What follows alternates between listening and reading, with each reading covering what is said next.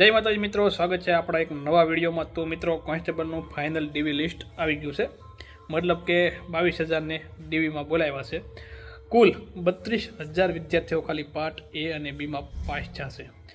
2 લાખ કે 2.5 લાખ જાણે જેટલા છોકરાએ કોન્સ્ટેબલની એક્ઝામ આપી હતી એમાંથી કુલ 32,000 લોકો છોકરીઓથી કે છોકરીઓ એમાંથી કુલ 32,000 લોકો પાસ થયા છે। એમાંથી 22,000ને ડીવી માટે ડોક્યુમેન્ટ વેરિફિકેશન માટે બોલાવ્યા છે, એટલે 12,000ના ડબલ પણ નહીં, એમાંય 2,000 ઓછા। એટલે છોકરાનું અત્યારે અટકું છે 109 માર્કે, SCBCની વાત કરું છું, અને છોકરીઓની જનરલવાળાનું અટકું છે 120 જેવા માર્કે અટકું છે, અને છોકરીઓને 80 જેવા માર્કે અટકું છે। તો હવે બધા વિદ્યાર્થીઓનો પ્રશ્ન એ છે કે અમારું ડીવીમાં નામ તો આવી ગયું છે, પણ શું હવે ફાઇનલ જે 12,000 છે કોન્સ્ટેબલ લેવાના એમાં નામ આવશે કે નહીં? એવું ઘણા મિત્રોના મેસેજ આવે છે કે અમારું નામ આમાં તો આવી ગયું છે, આમાં અમારો નંબર આવી ગયો છે, પણ ડીવીમાં તમને બોલાવ્યા છે, શું ઓલામાં આવી જાય, કેમ લાગે, કેટલા એટ્રેક્શન આ તે, એવો ઘણા મિત્રોનો મેસેજ આવ્યો છે, એટલે આપણે વિડીયો બનાવ્યો છે એના માટે। તો 109 માર્કે છોકરાનું અટકું છે, એટલે એમાંથી 10,000 વિદ્યાર્થીઓને માઇનસ કરવાના છે ડીવીમાંથી, અને 12,000ને લેવાના છે, એટલે કુલ 22,000ને બોલાવ્યા, 10,000ને માઇનસ કરવાના છે।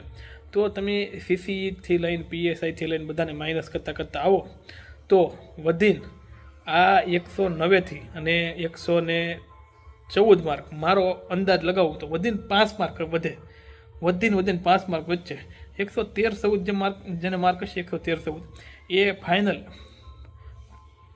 પોલીસની વર્દી આ વખતે પેર છે। આપણે આની પહેલાં કીધું હતું કે 110 ઉપર મેરિટ નહીં જાય, 110 સુધી બધાને ડીવીમાં બોલાવશે, તો એટલું જ જોશે, એટલે આપણો એ આંકડો તો ફાઇનલ હતો કે 110 સુધી બધાને ડીવીમાં બોલાવશે। આપણે પહેલાં જેટલા વિડીયોમાં કીધું હતું એટલા બધામાં કીધું હતું કે 110 સુધી જશે, તો 110 સુધી ગયું છે। પણ હવે ફાઇનલ મેરિટ કેટલું રહેશે એ અત્યારે હું તમને કહી દઉં છું કે 113થી 114 માર્ક, આ બેની વચ્ચે, આની ઉપર નહીં જાય, 114 ઉપર ફાઇનલ નહીં જાય, કે 114 સુધી જેને માર્ક હશે એનો ફાઇનલ વારો આવી જવાનો છે કોન્સ્ટેબલની અંદર, એને વાંધો નહીં આવે। અને છોકરીઓને કેટલા અટકું? 98 અટકું, તો 80 માર્ક અટકું ને, જનરલ નહીં આપણું તો SCBC, જનરલ વાળાનું નક્કી નહીં ભાઈ। એટલે આમાં વારો આવવાનું કારણ એ છે છોકરાઓને વધીને 5 માર્કનો ડિફરન્સ એટલા માટે કહું છું કે 5 માર્કનો ડિફરન્સ હું એટલા માટે કહું છું કેમ કે જે છોકરાઓને 120+ માર્ક છે SCBC વાળાને કે SC/ST વાળાને કે કોઈ પણ 120+ માર્ક છે, એ બધા જનરલની સીટ રોકવાના છે, કે જેને 120+ માર્ક છે એ બધા જનરલની સીટ રોકશે, એટલે આપણે SCBCની ઓટોમેટિક એટલી જગ્યા ખાલી થઈ જાય છે। એટલે આપણે ગણવાના એને 110થી 120ની વચ્ચે હોય એ છોકરા આપણે હરીફાઈમાં છે, 120+ જે માર્કવાળા છે એ SCBCમાં આપણે હરીફાઈમાં નથી, એટલે જેને 120+ માર્ક થાય છે એ ઓટોમેટિક SCBCની હરીફાઈમાં નીકળી જશે। તો EWSમાં પુરુષને 94 માર્ક છે, એટલે એને 100 માર્કનો રેશિયો લઈને હાલવાનો, 100 ઉપર। જનરલમાં 120 માર્ક છોકરાઓને છે, એટલે એને 125+ ફાઇનલમાં મેરિટ લઈને હાલવાનું છે। પછી SCBCમાં 109 છે તો 114 લઈને હાલવાનું છે। SCમાં પુરુષની વાત કરું છું, SCમાં 94 માર્ક છે તો એને 94ના પ્લસ લઈને હાલવું પડે। STમાં એવું છે 80 જેવા માર્ક છે। મહિલા ઉમેદવાર છે તો મહિલાને જનરલની અંદર 98 માર્ક છે, તો 105 સુધી જઈ શકે મહિલા માટે।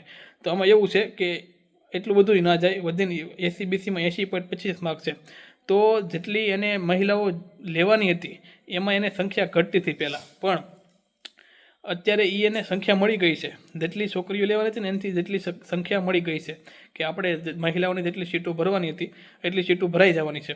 તો એ પ્રમાણે તેને એ મેરિટ લિસ્ટ બહાર પડ્યું છે, વધીને 40 માર્ક બેમાં ગણો તમે, બે પાર્ટમાં 40 તો 80 થાય। અને આપણું જે SCBCનું મેરિટ લિસ્ટ છે એ કેટલું છે? 80.25 છે ને, 80 એટલે મહિલાનું ભાઈ 80.25 છે, એટલે તમે ગણો તો બેમાં 40% જેને માર્ક આવ્યા છે બધા પાસ એમ, એટલે વધીને ગણો બેમાં 40+ 25 છે, એટલે એને મહિલાઓ મળી ગઈ છે। એમાં જો હજી કોઈ CCM વાળા નીકળી જાય કે કોઈ જનરલનું મેરિટમાં વયા જાય તો વિચાર કરો, વધીને 2 માર્કનો ફરક આવશે છોકરીઓને, એટલે 80 માર્ક છે, એટલે અત્યારે વધીને 83 કે 84 માર્ક થાય, વધીને 3 માર્કનો। એટલે છોકરીઓને તો જેને માર્ક થાય છે બે, મને તો એવું લાગે છે કે પાર્ટ A અને પાર્ટ Bમાં જે પાસ છે અને પાસ થતા પણ પ્લસ એક માર્ક 1-2 માર્ક વધારે છે. એ બધી છોકરીઓનું અત્યારે ફાઇનલ છે, એટલે થોડું ટેન્શન લેવાનું નથી. જેને માર્ક થાય છે કે અત્યારે કે આપણું ડીવીમાં નામ છે, પણ આગળ જતાં શું થશે, કેમ કે આપણે બોર્ડર ઉપર આવીને બેઠા થઈ, તો 113-14 માર્ક SCBC વાળા છોકરાને હોય તો એને વાંધો નહીં આવે. અને SCBCમાં જે છોકરીઓ છે એને પાસિંગ માર્ક કરતાં 2 માર્ક 2 પાર્ટમાં વધારે છે, તો એ એનું ફાઇનલ જ છે. જેવું આપણે પહેલાં કીધું હતું કે છોકરીઓની 100 ઉપર માર્ક નહીં જાય, આ તો બહુ નીચું રહ્યું. મેં મારા બધા વિડીયો જોજો, મેં કોઈ એક વિડીયોમાં એવું નથી કીધું કે છોકરીઓને 100 ઉપર માર્ક જશે. આપણે એમાં કીધું 100 સુધી માર્ક છોકરીઓને જઈએ કે છોકરાઓને 110 સુધી જઈએ, તો એટલું જ રહ્યું છે, એનાથી વધારે રહ્યું નથી. કેમ કે આપણે કંઈ ફાંકા નહોતા મારતા, બધાને પૂછીને જ કરતા હતા અને બધાનો સરેરાશ રેશિયો કાઢીને જ કરતા હતા. એટલા માટે થોડાક અનુભવ, આપણા 2 વર્ષ ગાંધીનગર રહ્યા ને એના થોડાક અનુભવ, એટલે આવું છે. એટલે મતલબ કે જેને 100 છોકરાનો તો જો હું અત્યારે કહું છું કે 114 માર્ક SCBC, પણ 115 ઉપર જેને માર્ક છે એ ડોક્યુમેન્ટ અત્યારે ગોતી જ લેજો. કેમ કે પછી તમારે ટાઈમે દોડવાનું ન થાય, ટાઈમે પછી તાલુકા પંચાયત કચેરી હોય કે જિલ્લા પંચાયત કચેરી, ટ્રાફિક એવડું થઈ જાય. એટલે એવા જે કોઈ કાગળિયા ઇમ્પોર્ટન્ટ હોય, તમે જે ક્રિમિનલ એ તમે જે અપલોડ કર્યું હતું તમારું ફોર્મ ભરતી વખતે, તો એ ક્રિમિનલ તમારે જમા કરાવવાનું રહેશે. છતાં પણ એમાં ડેટ પૂરી થઈ ગઈ હોય, તમારે નવું ક્રિમિનલ પણ હારે રાખવાનું. એની કંઈ જરૂર તો નથી, પણ તોય કામમાં આવે એટલા માટે. એટલે તમારા બધા ડોક્યુમેન્ટ ભેગા કરી રાખજો, કેમ કે ક્યારે કયા ડોક્યુમેન્ટ જોવે એ નક્કી નહીં, અને તમારે લાસ્ટ ટાઈમમાં દોડવું ન પડે. એટલે અને આવું હતું આજનું ડીવી લિસ્ટ. તો ગણેશ ચતુર્થી હતી, એટલે શ્રી ગણેશ કદીદા છે. આપણે કીધું હતું કે ઓગસ્ટના અંત સુધીમાં, એટલે આજે છે 27 તારીખ, 27 એટલે આ ઓગસ્ટનો અંત જ છે, ત્યાં સુધીમાં ડીવી લિસ્ટ બહાર પડી જશે. એટલે ડીવી લિસ્ટ બહાર પડી ગયું છે. હવે વધીને 10 દિવસની અંદર તમારું ડોક્યુમેન્ટ વેરિફિકેશનનું કામ તમને તારીખ જાહેર કરી દેશે કે આ તારીખે તમારે આવવાનું છે. એટલે વધીને 10 દિવસ, વધીને 15 દિવસ, મતલબ કે સપ્ટેમ્બરના મિડલમાં તમારું આ બધું કામ ચાલુ થઈ જવાનું છે. આ ફાઇનલ ન્યૂઝ છે. હું કંઈ ફાંકા ફોજદારી નથી કરતો, કેમ કે અત્યાર સુધી રજાઓ હાલતી હતી, રજાઓના માહોલમાં સરકાર હતી. હવે રજાઓના માહોલમાં નથી, હવે કામ બહુ તેજીથી હાલ છે, કેમ કે નવી ભરતી બહાર પાડવાની છે તાત્કાલિક રૂપમાં.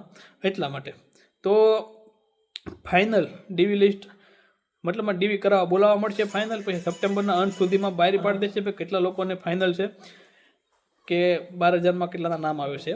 એટલે 114થી 117-18 સુધી બધા SRPમાં લાગી દઈશું. એની ઉપર બધા બિનહથિયારી કે આ કે તે. એટલે કે અત્યારે એવો કોઈ વિચાર કરવાની જરૂર નથી, કે એવો કોઈ અત્યારે આપણે વાતો કરવાની જરૂર નથી કે SRP કે અત્યારે નોકરી મહત્ત્વની છે જે મળે. તો કોંગ્રેચ્યુલેશન જે મિત્રોને માર્ક હારા થાય છે, બધાને ઓલ ધ બેસ્ટ આગળ ડીવી માટે. અને જેના ડીવીમાં નામ આવ્યું છે એના માટે પણ ઓલ ધ બેસ્ટ. કે આપણે તેવી જ આશા રાખીએ કે મોસ્ટ ઓફલી જે મહેનત કરતા થાય બધા લાગી જાય. તો કહેજો કંઈ પણ હોય તો, નીચે આપણે ટેલિગ્રામ હેન્ડલ છે અને આપણો વોટ્સએપ નંબર પણ છે, વોટ્સએપમાં મેસેજ કરજો. કંઈ પણ હોય, સારા માર્ક થતા હોય તમારું એમ લાગે કે હવે ફાઇનલ છે, કે આપણું જ્યારે આ રિઝલ્ટ એટલું છે એનાથી જેને +5 માર્ક છે, જેટલું રિઝલ્ટ ડાઉન છે એનાથી જે +5 માર્ક છે ને એ બધા ફાઇનલ હશો. લખ્યું હોય તો તમે લખી લેજો. મતલબ SCBCમાં 190 આટકું તો એનાથી +5 હોય તો એ બધા ફાઇનલ. છોકરીઓને 80 હોય તો એનાથી +5. હું તો કહું છોકરીઓને +2 જ તે. અત્યારે જે રિઝલ્ટ અટકું છે ને એનાથી +2 માર્ક, એ બધી ગર્લ્સ ફાઇનલ. એટલે ટેન્શન ના લેતા, જે થાય જેને માર્ક નથી થતા. મારી જેમ જે પાર્ટ એમાં ફેલ છે, કે મારે થાય છે 110-11 માર્ક, પણ હું અટકું છે 190, પણ મારે પાર્ટ એમાં 0.75 માર્ક ઘટે છે. એટલે ફેલ જ કહેવાય બેયમાં. તો આપણી જ કંઈક ભૂલ હોય.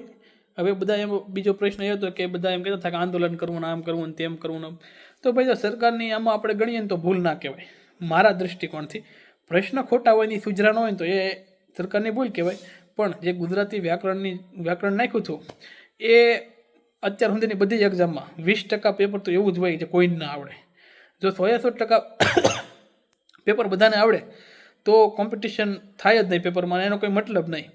તો 20% તો એવું હોય જ. તે 100-200માંથી 180 માર્કનું પેપર હતું કે તમને આવડવું જોઈએ. 180 માર્કનું એટલું કેટલા 109. 180માંથી 109 માર્ક આપણે ન આવે તો ભૂલ આપણી કહેવાય. આપણી મહેનતમાં કંઈક કશાશ રહી ગઈ કહેવાય. તો એની ઉપર હવે કામ કરો, એની ઉપર મહેનત કરો, અને આગલા રિઝલ્ટની અંદર જેટલું રિઝલ્ટ અટકે એનાથી +10 માર્ક આપણે આગળ રહેવાનું છે બધા વિદ્યાર્થીઓને. કે આ જેટલું રિઝલ્ટ અટકે, મતલબ અત્યારે 109 અટકું છે તો આપણે 120 માર્ક હોવા જોઈએ. તો એવી મહેનત કરજો. ક્યાં તમારી ભૂલ પડી છે એની ઉપર કામ કરજો. અને હજી એકવાર ઓલ ધ બેસ્ટ બધાને, કોંગ્રેચ્યુલેશન. અને જે નવી ભરતીની તૈયારી કરે છે બધા ગુડ લક બધાને. થેન્ક યુ, આભાર વિડીયો જોવા માટે. જય માતાજી, જય મંગલમાં, જય દ્વારકાધીશ.